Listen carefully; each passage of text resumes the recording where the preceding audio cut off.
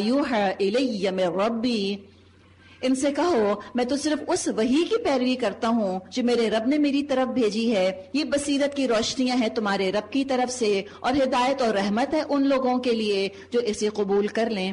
ہم کہیں اللہ میں نے قبول کر لیا، اللہ میرے لیے اپنی رحمت لکھ دے، اللہ مجھے ہدایت دے دے۔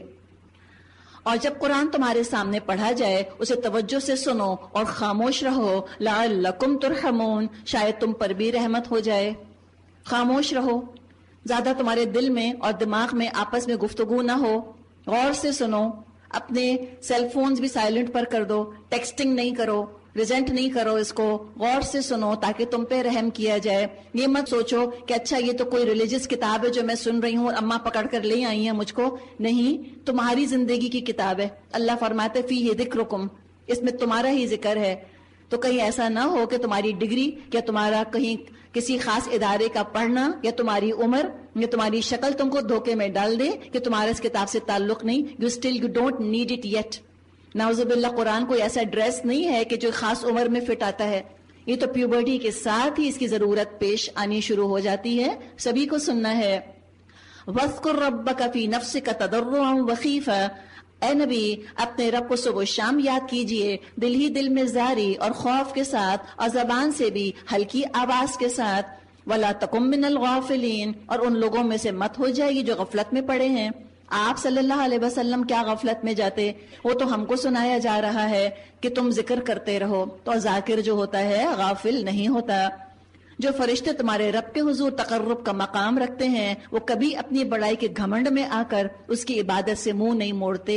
پتہ چلا اصل ایروگنس، اصل پرائڈ، تکبر کیا ہے؟ اللہ کی عبادت کو بینیت میں ڈگنیٹی سمجھنا، قرآن کو سمجھنا ٹائم ویسٹ ہو رہا ہے میرا، اتنا کچھ مجھے اور ابھی پڑھنا ہے اور اب میں قرآن کیا لے کر بیٹھ جاؤں؟ نہیں، یہ تکبر ہے۔ وَيُسَبِّحُونَهُ وَلَهُ يَسْجُدُونَ، اور وہ اس کی تسبیح کرتے ہیں اور اس کے آگے جھکے رہتے ہیں۔ آپ چاہیں تو ذرا سا جھک سکتی ہیں، یہ بھی سجدے کا قائم مقام ہے۔ سجدے کی دعا بھی آتی ہے، وہ آپ یاد کر لیں، بہت خوبصورت دعا ہے۔ سورۃ الانفال، انفال کا مطلب نفل کی جمع ہے یا ایکسٹرا کوئی چیز۔ اب اس میں ہم انشاءاللہ تعالی بدر کے بارے میں کچھ تبصرہ دیکھیں گے۔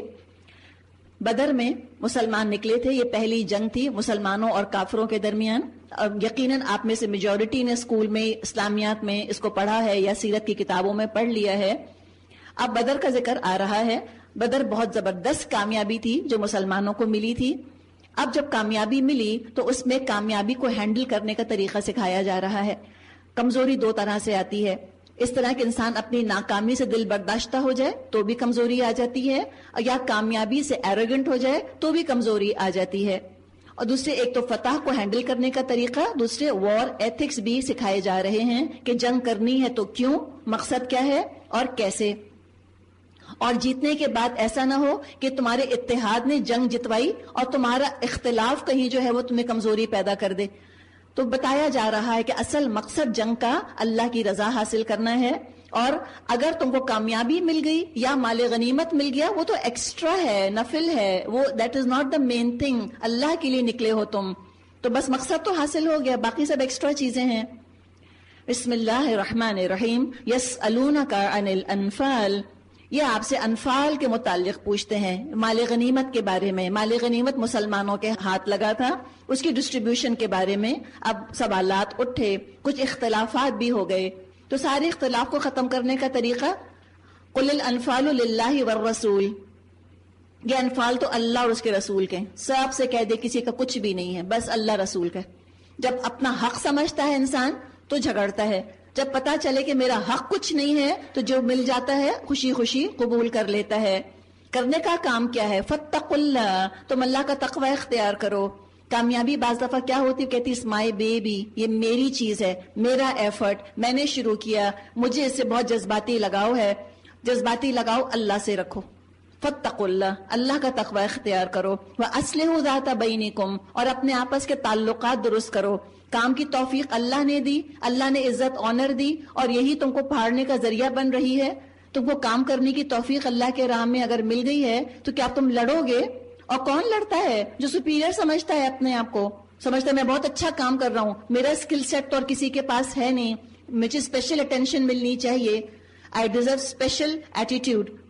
خاص رویہ میرے ساتھ لوگوں کو روا رکھنا چاہیے. تو ذاتیں بڑی ہونے لگتی ہیں, سب کو کٹ ڈاؤن ٹو سائز کر دیا. تقویٰ ہوگا, تم اپنی جگہ پر قائم رہو گے. کرنے کا کام, آپس میں تعلقات کی اصلاح کرو. وَأَطِیعُوا اللَّهَ وَرَسُولَهُ, اور اللہ اور رسول کی اطاعت کرو. إِن كُنتُم مُؤْمِنِينَ, اگر حقیقت میں تم مومن ہو. مومن کون ہوتے ہیں؟ انما المؤمنون الذین, مومن وہ لوگ ہوتے ہیں اذا ذکر اللہ, جب اللہ کا ذکر کیا جاتا ہے, وجلت قلوبہم, ان کے دل کانپ جاتے. ہر وقت نہیں, روز روز نہیں ہوگا, کبھی نہ کبھی تو ہوگا.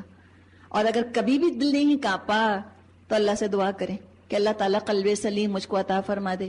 وَإِذَا تُلِيَتْ عَلَيْهِمْ آیَاتُهُ, اور جب اللہ کی آیات ان کے سامنے پڑھی جاتی ہیں, زَادَتْهُمْ ایمانا, ان کا ایمان بڑھ جاتا ہے.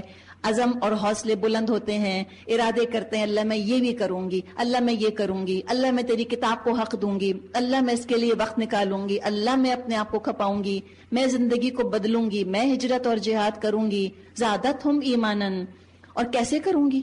وعلی ربہم یتوکلون, اور اپنے رب پر اعتماد کرتے ہیں, اللہ آسانی کرے گا انشاءاللہ, اللہ میری نیت, میری کوشش, میرا خلوص دیکھ رہا ہے. الذین یقیمون الصلاۃ ومما رزقناہم ینفقون, جو نماز قائم کرتے ہیں اور جو کچھ ہم نے ان کو دیا ہے اس میں سے ہماری راہ میں خرچ کرتے ہیں. نماز کیا ہے؟ وقت. اور خرچ کرنا کیا ہے؟ دولت دینا. تو وقت بھی دینا ہوگا اور دولت بھی دینی ہوگی, اور نماز بھی پڑھنی ہے اور زکوٰۃ بھی دینی ہے. فرمایا اولئک ھم المؤمنون حقا, ایسے ہی لوگ حقیقی مومن ہیں. سرٹیفکیٹ مل گیا, تم یہ خوبیاں تلاش کر لو اپنے اندر. لہم درجات عند ربہم ومغفرۃ ورزق کریم, ان کے لیے ان کے رب کے پاس بڑے درجے ہیں, قصوروں سے درگزر اور بہترین رزق. قصوروں سے درگزر, جی ہاں, جب انسان اللہ کا حق ادا کرنے کھڑا ہوتا ہے, بعض دفعہ لوگوں کے حقوق میں کوتاہی ہونے لگتی ہے. بیلنس آسان نہیں ہے. ڈاؤن ڈیلیگیٹ کیا, صحیح طرح کام نہیں کیا جس کو کام دیا تھا. عجیب انسان پھنستا ہے, یہ کام کروں تو وہ چھٹتا ہے, وہ کام کروں تو یہ چھٹتا ہے. دین کا کام کروں تو لوگ کہتے ہیں بچوں کو نیگلیکٹ کر رہی ہو, بچوں کو ٹینشن دوں تو ضمیر چٹکیاں لیتا ہے کہ تم دین کا کام نہیں کر رہی, اتنی صلاحیت تمہارے اندر ہے. تو یہ بیلنس آسان نہیں ہے, غلطیاں ہو جاتی ہیں, 19-20 ہو جاتا ہے. تو اللہ نے وعدہ کیا ہے کہ اللہ معاف کر دے گا تمہاری 19-20 غلطیوں کو, خطاؤں پہ اللہ پردہ ڈال دے گا, نقصان نہیں ہوگا. تمہارے بچے انشاءاللہ تعالیٰ کوئی مینٹل کیس نہیں ہو جائیں گے اس وجہ سے کہ تم نے خود اپنے ہاتھوں سے ان کو نوالے نہیں کھلائے تھے, یا تم نے خود ڈراپ کرنے ان کو اسکول نہیں گئی تھیں. تو کوئی ڈراما نہیں اتنا بڑا ہونے والا بچوں کو. ہم بھی اوور ہائپر ہیں نا ان چیزوں کے بارے میں, کریزی مامز. تو یہ بھی اچھی چیز نہیں ہے. کسی پودے کو بہت زیادہ پانی دیں تو بھی گل جائے گا. تو دنیا کو حد سے زیادہ اٹینشن دینا اس کو برباد کرنے کا سبب بھی بعض دفعہ چیز بن جاتی ہے. ہر چیز میں آپٹیمم لیول اختیار کرو. 19-20 ہوگا, اللہ پردہ ڈالے گا. اللہ تمہاری خلوص, تمہاری نیتوں کو, تمہاری مجبوریوں کو, تمہارے ہینڈی کیپ کو جانتا ہے. ورزق کریم, اور بہترین رزق بھی ہے. اس مال غنیمت کے معاملے میں بھی وہی صورتحال پیش آ رہی ہے جیسی کب پیش آئی جب بدر کا فیصلہ کیا گیا. فرمایا کما اخرجک ربک من بیتک بالحق, تیرا رب تجھے حق کے ساتھ تیرے گھر سے نکال لایا. اور مومنوں میں سے ایک گروہ کو یہ سخت ناگوار تھا, وہ اس حق کے معاملے میں آپ سے جھگڑ رہے تھے. جھگڑے سے مطلب اپنی اپنی رائے دے رہے تھے, درا حالے کہ وہ صاف صاف نمایاں ہو چکا تھا. ان کا حال یہ تھا گویا وہ آنکھوں دیکھے موت کی طرف ہانکے جا رہے ہیں. ہم جانتے ہیں کہ آڈس اگینسٹ مسلمز یہ 313 تھے مسلمان, وہ تقریباً 1000 کا لشکر تھا. لیکن اللہ نے پیچھے بھی کہا ہے کہ بہت چھوٹا گروہ بعض دفعہ بہت بڑے گروہ کے اوپر غالب آ گیا. تو مومن تو گنا نہیں جاتا, مومن تولا جاتا ہے. ایمان کتنا ہے, ڈٹرمنیشن کتنا ہے. وَإِذْ يَعِدُكُمُ اللَّهُ, یاد کرو وہ موقع جبکہ اللہ تم سے وعدہ کر رہا تھا کہ دونوں گروہوں میں سے ایک تم کو ضرور مل جائے گا, یعنی یا ابو سفیان کا قافلہ یا مکے والوں کا لشکر. تم چاہتے تھے کمزور گروہ تمہیں ملے, مگر اللہ کا ارادہ یہ تھا کہ اپنے ارشادات سے حق کو حق کر دکھائے اور کافروں کی جڑ کاٹ دے, تاکہ حق حق ہو کر رہے اور باطل باطل ہو کر رہ جائے, خواہ مجرموں کو یہ کتنا ہی ناگوار ہو. یعنی بعض دفعہ انسان آسانی کو رہنے دے اور مشکل والی چیز کر لیں. وقت اس میں بھی لگ رہا ہے, وقت اس میں بھی لگ رہا ہے. مدد تو اللہ کی طرف سے آنی ہی ہے, تو کیوں نہ انسان بڑا چیلنج قبول کر لے, اور کیوں چھوٹا چیلنج لے. ریس کر لے بار کو، تھوڑا سا بڑا چیلنج لے. اللہ کی مدد تو چھوٹے چیلنج سے بھی کامیاب کروائے گی، اللہ کی مدد بڑے چیلنج میں بھی کامیاب کروائے گی. تو ذرا انسان ایمبیشس ہو نا آخرت کے بارے میں، انویسٹ کرے اپنے آپ کو. پہلے بھی ہم نے بات کی، انڈر ایسٹیمیٹ نہ کیا کریں. دین کے معاملے میں کبھی نہ یہ جملہ کہیں کہ میں نہیں کر سکتی، نیور سے دیٹ. یقیناً ہم کر سکتے ہیں. اللہ تعالیٰ نے پریکٹیکل چیزیں ہم کو دی ہیں اور مثالوں سے بتا رہا ہے کہ تم پہلے تھوڑی ہو جو کرو گے. پہلے بھی لوگوں نے بڑے بڑے چیلنجز قبول کیے، بڑے بڑے آڈس کو انہوں نے سر کر لیا. اور اسی طرح باطل کی سرکوبی ہوتی ہے. اذ یستغیثون ربکم، اور وہ موقع یاد کرو جب تم اپنے رب سے فریاد کر رہے تھے، جواب میں اس نے فرمایا میں تمہاری مدد کے لیے پے در پے 1000 فرشتے بھیج رہا ہوں. یہ بات اللہ نے تمہیں صرف اس لیے بتا دی کہ تمہیں خوشخبری ہو اور تمہارے دل مطمئن ہو جائیں، ورنہ مدد تو جب بھی ہوتی ہے اللہ کی طرف سے ہوتی ہے. ان اللہ عزیز حکیم، اللہ زبردست ہے، حکمت والا ہے. اور وہ وقت جب اللہ اپنی طرف سے غنودگی کی شکل میں تم پر اطمینان اور بے خوفی کی کیفیت طاری کر رہا تھا اور آسمان سے تمہارے لیے پانی برسا رہا تھا تاکہ تم کو پاک کر دے، اور تم سے شیطان کی ڈالی بھی نجاست دور کر دے اور تمہاری ہمت بندھائے اور اس کے ذریعے سے تمہارے قدم جما دے. اللہ تو کائنات کو تمہاری مدد میں لگا دے گا. تم قدم تو اٹھاؤ، ادخلوا الباب، ایڈمیشن تو لو، داخلہ تو لو، پھر دیکھو اللہ کیسے مدد کرتا ہے. تم ارادہ تو کرو اللہ کے دین کے مددگار بننے کا. من انصاری الی اللہ، کون ہے میرا مددگار اللہ کے راستے میں. اذ یوحی ربک، اور وہ وقت جب کہ تمہارا رب فرشتوں کو اشارہ کر رہا تھا میں تمہارے ساتھ ہوں، تم اہل ایمان کو ثابت قدم رکھو. میں ابھی ان کافروں کے دلوں میں روب ڈالے دیتا ہوں، بس تم ان کے گردنوں پر ضرب اور جوڑ جوڑ پر چوٹ لگاؤ. یہ اس لیے ان لوگوں نے اللہ اور اس کے رسول کا مقابلہ کیا، اور جو اللہ اور اس کے رسول کا مقابلہ کرے اللہ اس کے لیے نہایت سخت گیر ہے. یہ ہے تم لوگوں کی سزا، اب اس کا مزہ چکھو اور تمہیں معلوم ہو حق کا انکار کرنے والوں کے لیے دوزخ کا عذاب ہے. اب دیکھیں، اب ایک دفعہ کام شروع کر دیا، اب پیچھے نہیں ہٹنا. جو شخص پیچھے ہٹتا ہے اکیلا نہیں ہٹتا، وہ 10 کو پیچھے لے کر جاتا ہے، اور وہ 10 جو ہے پہ وہ ایولانچ افیکٹ کر دیتے ہیں، پہ وہ 100 کو پیچھے ہٹاتے ہیں، اور پھر لوگ جو ہیں وہ پیٹ دکھا کر بھاگ جاتے ہیں اور دین بیچارہ گرا پڑا رہ جاتا ہے.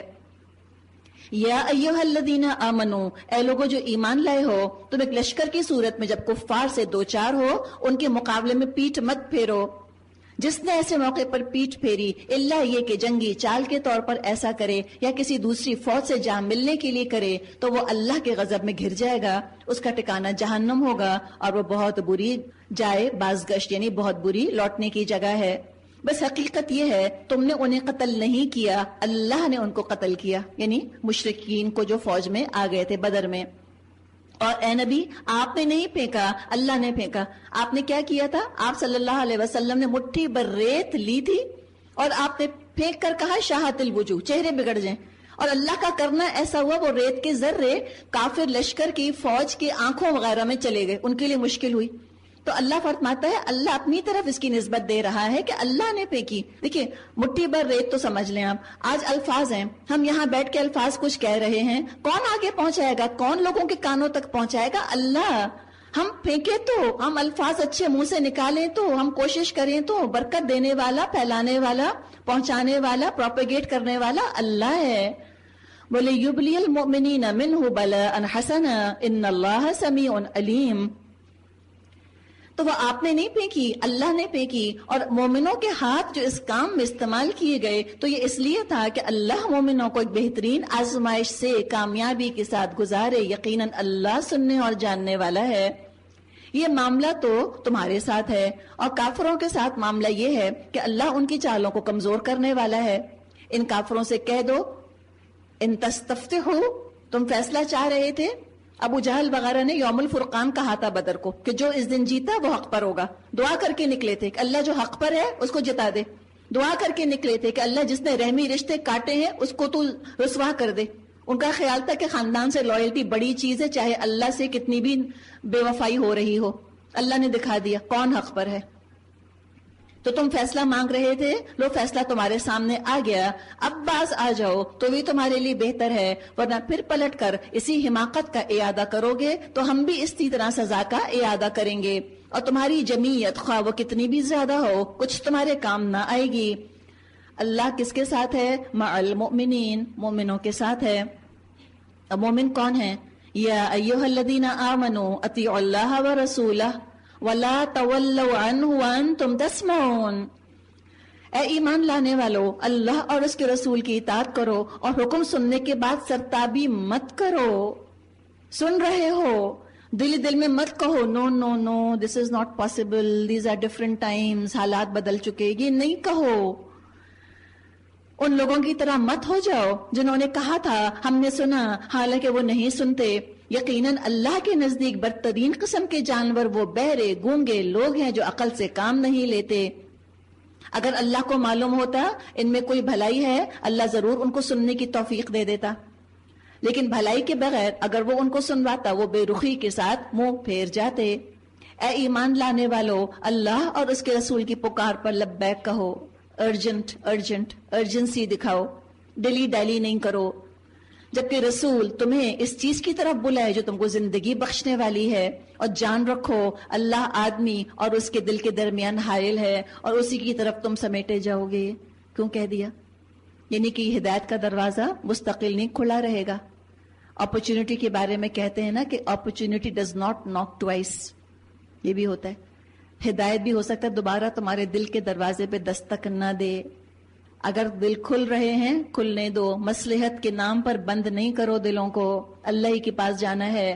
واتقوا فتنہ، بچو اس فتنے سے جس کی شامت مخصوص طور پر صرف انہی لوگوں تک محدود نہ رہے گی جنہوں نے تم میں سے گناہ کیا ہو، اور جان لو اللہ سخت سزا دینے والا ہے۔ یاد کرو وہ وقت جب تم تھوڑے تھے، زمین میں تم کو بے زور سمجھا جاتا تھا، تم ڈرتے رہتے تھے کہیں لوگ تم کو مٹا نہ دیں، پھر اللہ نے تم کو جائے پناہ مہیا کی، اپنی مدد سے تمہارے ہاتھ مضبوط کیے اور تمہیں اچھا رزق پہنچایا۔ کیوں؟ کہ تم مست مگن ہو جاؤ، دنیا کو خود پوجنا شروع کر دو؟ نہیں، لعلکم تشکرون، تاکہ تم شکر ادا کرو۔ تم اس رزق کو، ان نعمتوں کو، اس آزادی کو، اس اسٹرینتھ کو تم دین نافذ کرنے کے لیے لگاؤ، اپنی آخرت بنانے کے لیے لگاؤ۔ یا ایھا الذین آمنو، اے لوگو جو ایمان لائے ہو، لا تخونوا اللہ، مت خیانت کرو اللہ سے۔ اللہ نے امانت کے طور پر تم کو دولت، ڈگری، علم، عقل، زندگی اللہ نے دی ہے، خیانت نہیں کرو۔ والرسول، اور رسول سے خیانت مت کرو۔ وتخونوا اماناتکم، اور اپنی امانتوں میں خیانت مت کرو۔ وانتم تعلمون، اور جان رکھو تمہارے مال اور تمہاری اولاد حقیقت میں سامان آزمائش ہے۔ واقعی اللہ تو پرائرٹیز دیکھتا ہے۔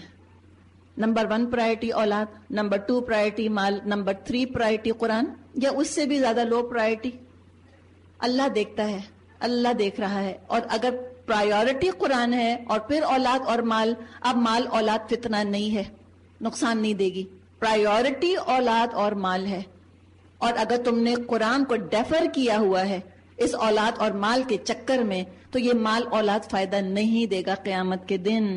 وَأَنَّ اللَّهَ عِندَهُ أَجْرٌ عَظِيمٌ، اور اجر دینے کے لیے اللہ کے پاس بہت کچھ ہے۔ جس کو عظیم اجر چاہیے اس کو تو پھر بہت عظیم محنت، بڑی کوشش کرنی ہے، بڑی کوشش، بڑی قربانی، بڑی ہجرت کے ساتھ بڑا اجر، انگلی کٹا کے شہیدوں میں نہیں۔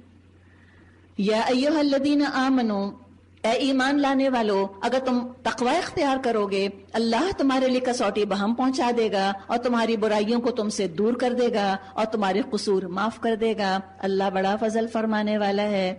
وہ وقت بھی یاد کرنے کے قابل ہے جب منکرین حق آپ کے خلاف تدبیریں سوچ رہے تھے۔ یہ ہوگا جتنا بڑا حق، جتنا مکمل حق کوئی پیش کرے گا، معاشرے کے اندر اتنا بڑا ری ایکشن آئے گا۔ مکے میں شدید ری ایکشن، شدید بیک لیش آیا محمد صلی اللہ علیہ وسلم کے خلاف۔ کیا کہہ رہے تھے، کیا سوچ رہے تھے وہ جو کل تک صادق اور امین اور آنکھوں کا تارا تھے، جن کے کہ تجھے قید کر دیں یا قتل کر دیں یا جلا وطن کر دیں، اور وہ اپنی چالیں چل رہے تھے اور اللہ اپنی چال چل رہا تھا۔ واللہ خیر الماکرین، اللہ سب سے بہتر چال چلنے والا ہے۔ جب ان کو ہماری آیات سنائی جاتی تھی کہتے تھے ہاں سن لیا، ہم چاہیں تو ہم بھی ایسی باتیں بنا سکتے ہیں، یعنی قرآن کی ویلیو کم کرنے کے لیے کہ لو کون سی ایسی چیز ہے اس میں، ان ھذا الا اساطیر الاولین، یہ تو وہی پرانی کہانیاں ہیں جو پہلے سے لوگ کہتے آ رہے ہیں۔ اور وہ بات بھی یاد ہے جو انہوں نے کہی تھی کہ خدایا اگر یہ واقعی حق ہے اور تیری طرف سے ہے تو ہم پر آسمان سے پتھر برسا دے یا دردناک عذاب ہم پر لے آ۔ اس وقت تو اللہ ان پر عذاب نازل کرنے والا نہ تھا جبکہ اے نبی آپ ان کے درمیان موجود تھے، اور نہ اللہ کا یہ قاعدہ ہے کہ لوگ استغفار کر رہے ہوں اور وہ ان کو عذاب دے۔ یعنی ہم اللہ کے عذاب سے بچنا چاہیں ہم استغفار کو لازم پکڑ لیں، اور لوگوں کو بھی نصیحت کیا کیجئے استغفار کرنے کی۔ لیکن اب کیوں نہ وہ ان پر عذاب نازل کرے جبکہ وہ مسجد حرام کا راستہ روک رہے ہیں، حالانکہ وہ اس مسجد کے جائز متولی نہیں ہیں۔ اس کے جائز متولی تو صرف اہل تقوی ہو سکتے ہیں، لیکن اکثر لوگ اس بات کو جانتے نہیں۔ بیت اللہ کے پاس ان لوگوں کی نماز کیا ہوتی ہے؟ یعنی مشرکین مکہ نماز پڑھتے تھے، وہ دین ابراہیمی پر خود کو کہتے تھے، لیکن نماز میں رنگینی پیدا کر لی تھی۔ صرف نماز، یہ تو بہت ڈرائی اور بورنگ ہے، انٹرسٹنگ بناؤ۔ کس نام پہ انٹرسٹنگ بناؤ کہ لوگ نان مسلمز اٹریکٹ ہو کے آ جائیں، نان مسلمز کو اٹریکٹ کرتے کرتے دین کا حلیہ ہی نہ بگڑ جائے کہیں کہ بھجن اور قوالیاں اور عرس اور دھمال کے ذریعے تبلیغ شروع کر دو۔ تو انہوں نے کیا کیا؟ ان کی نماز کیا تھی؟ الا مکاء و تصدیہ، بس سیٹیاں بجاتے اور تالیاں پیٹتے تھے۔ بس اب لو اس عذاب کا مزہ چکھو اپنے اس انکار حق کی پاداش میں جو تم کرتے رہے۔ جن لوگوں نے حق کو ماننے سے انکار کیا ہے وہ اپنے مال اللہ کی راہ میں روکنے کے لیے صرف کر رہے ہیں اور ابھی اور خرچ کرتے رہیں گے، لیکن آخر کار یہی کوششیں ان کے لیے پچھتاوے کا سبب بنیں گی، پھر وہ مغلوب ہوں گے، پھر یہ کافر جہنم کی طرف گھیر لائے جائیں گے تاکہ اللہ گندگی کو پاکیزگی سے چھانٹ کر الگ کرے اور ہر قسم کی گندگی کو ملا کر اکٹھا کرے، پھر اس پلندے کو جہنم میں جھونک دے۔ یہی لوگ اصل دیوالیاں ہیں۔ کبھی آپ جائیں ذرا گوگل سرچ وغیرہ پہ اور دیکھیں کہ یہ دوسرے مذاہب والے اپنے مذہب کی تبلیغ کے لیے کتنا خرچ کر رہے ہیں اور کس قدر منظم ہو کر کوششیں کر رہے ہیں، مین پاور لگا رہے ہیں، ریسورسز لگا رہے ہیں، پیسہ لگا رہے ہیں، انٹیلیجنس، ریسرچ کرتے ہیں، سرویز کرتے ہیں، فیکٹس اینڈ فگرز کے ساتھ آ کر بات کرتے ہیں، دلائل کے ساتھ بات کرتے ہیں، وہ جو کہ خود ضالین ہیں، اور ہم جو کہ ہدایت دینے والے تھے مغضوب علیہم والضالین کو، ہم خود انہی کے رنگ میں رنگے، صبغت اللہ ہم نے چھوڑ دیا۔ ذرا سی مشکل کا چھیٹا پڑتا ہے سارا صبغت اللہ کچا سارا کا سارا بہ جاتا ہے۔ بعض دفعہ آزمائشوں کی بھٹی سے اللہ انسان کو گزارتا تاکہ اللہ کا رنگ پکا اور پختہ ہو جائے۔ اے نبی ان کافروں سے کہو کہ اب بھی اگر یہ باز آ جائیں تو جو کچھ پہلے ہو چکا اسے درگزر کیا جائے گا، لیکن اگر یہ اسی پچھلی روش کا اعادہ کریں گے تو گزشتہ قوموں کے ساتھ جو کچھ ہو چکا ہے وہ سب کو معلوم ہے۔ اب مقصد بتایا گیا کیوں جنگ کرنی ہے۔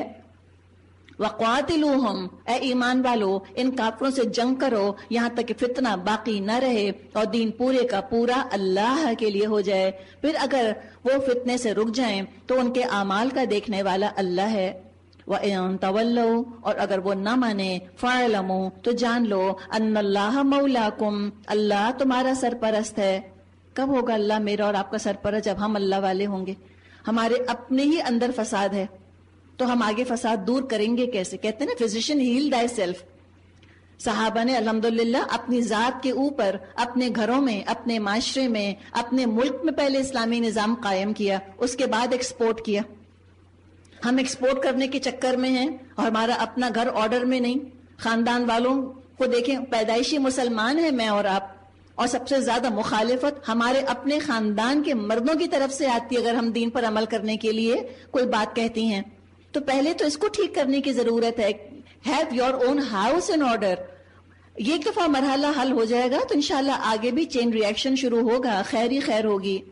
اور اگر کوئی نہیں مانتا تو نہ مانے، اور تم کو ریسورسز کم لگ رہے ہیں فکر مت کرو، ان اللہ مولاکم، اللہ تمہارا مولا ہے، نعم المولا و نعم النصیر، اور وہ بہترین حامی اور مددگار ہے۔ وآخر دعوانا ان الحمد للہ رب العالمین۔ سبحانک اللہم و بحمدک نشہد ان لا الہ الا انت نستغفرک و نتوب الیک۔ السلام علیکم ورحمۃ اللہ وبرکاتہ۔